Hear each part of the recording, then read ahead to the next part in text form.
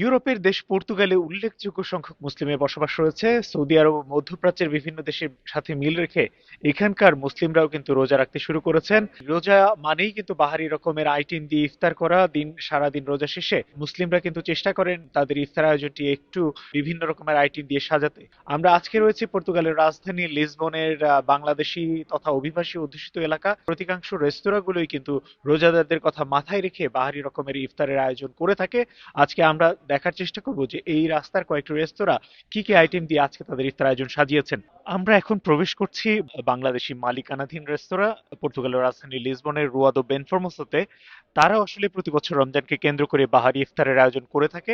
আজকে আমরা দেখব যে এই রেস্তোরাঁটি কি ধরনের ইফতারের আয়োজন করেছে। আমরা দেখতে পাচ্ছি যে বাংলাদেশি বাহারি ইফতারের আয়োজন দিয়ে তাদের আজকের ইফতারের আয়োজন সাজিয়েছেন। এখানে জিলাপি রয়েছে, নিমকি রয়েছে, ছোলা রয়েছে, বিরিয়ানি রয়েছে, বেগুনি রয়েছে, পেঁয়াজু রয়েছে, আলুর চপ রয়েছে, খেজুরও তারা কিন্তু তাদের তাদের ইফতার আয়োজনে আজকে রেখেছেন। এই আইটেমগুলোর বাইরে রয়েছে আমাদের এই গরুর বিরিয়ানি আছে, এরপরে আপনার এই গরুর কারি আছে, চিকেন কারি আছে, এরপরে আপনার এই বিভিন্ন ধরনের চপ, ডিমের চপ আছে, এরপরে আপনার এই যে দেখতে পাচ্ছেন আপনার অনেক কিছুই এখানে, পেঁয়াজি আছে, চানা আছে, এরপরে জিলাপি আছে, নিমকি আছে, পোলাপ আছে, পাতলা খিচুড়ি আছে, খেজুর আছে, বিভিন্ন ধরনের আইটেম আছে। এবং আমাদের রেস্টুরেন্টে অলমোস্ট অনেক ধরনের আইটেম পাকানো হয়, যেমন মাছের কারিও আছে, শুটকি শুটকির ভর্তা আছে, পরে আপনার এই শাক আছে, এরপরে আপনার কারির মধ্যে আছে গরু, খাসি, চিকেন, মুরগি, বড়টো বিক্রি করা হয় আমাদের। এখন তো রমাদান চলতেছে, এই জন্য রমাদানের আইটেম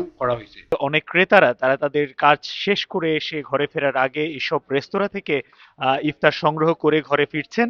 এবং এই কর্মজীবী মানুষের কথা মাথায় রেখে কিন্তু প্রত্যেকটি রেস্তোরাঁ বেশ কিছু আইটেম দিয়ে কিন্তু বিভিন্ন প্যাকেজের ব্যবস্থা করেছে। স্বল্প মূল্যে এইসব প্যাকেজ সংগ্রহ করে কিন্তু প্রবাসী বাংলাদেশি বা অন্যান্য দেশের রোজাদার যারা রয়েছেন তারা তাদের ইফতার করার সুযোগ পাচ্ছেন। এখানে বেশ কয়েকটি আইটেম দিয়ে তারা একটি প্যাকেজ সাজিয়েছেন। যারা আসলে একসাথে অনেকগুলো আইটেম দিয়ে তাদের ইফতার করতে চান তারা কিন্তু এই প্যাকেজ গুলা সংগ্রহ করে তাদের ইফতার করতে পারেন। তো ক্রেতাদের সাথেও কথা বলার চেষ্টা করব তারা কি কি ইফতার সংগ্রহ করছেন এবং তারা এই রোজায় এই ইফতারের আয়োজনটি কেমন দেখছেন। আসলে আপনি কি কি ইফতার নিয়েছেন এবং কেমন ইফতার আয়োজন দেখছেন। এখানে জিলাপি আছে, পেঁয়াজি আছে, আলুর চপ আছে, অনেক ভালো সুস্বাদু খাবার। এটা খুবই ফেমাস, নামকরা মাতৃমঞ্জের মধ্যে, বাঙালিগুলির মধ্যে। এটিও কিন্তু একটি বাংলাদেশি মালিকানাধীন রেস্তোরাঁ। আমরা দেখব যে এই রেস্তোরাঁটি কি কি আইটেম দিয়ে আজকে তাদের ইফতার আয়োজন সাজিয়েছে। এখানে অনেকেই কর্মজীবী মানুষ, তারা কিন্তু দিন শেষে একটু ভারী খাবারই খেতে পছন্দ করেন। তাদের জন্য কিন্তু বিরিয়ানি রয়েছে।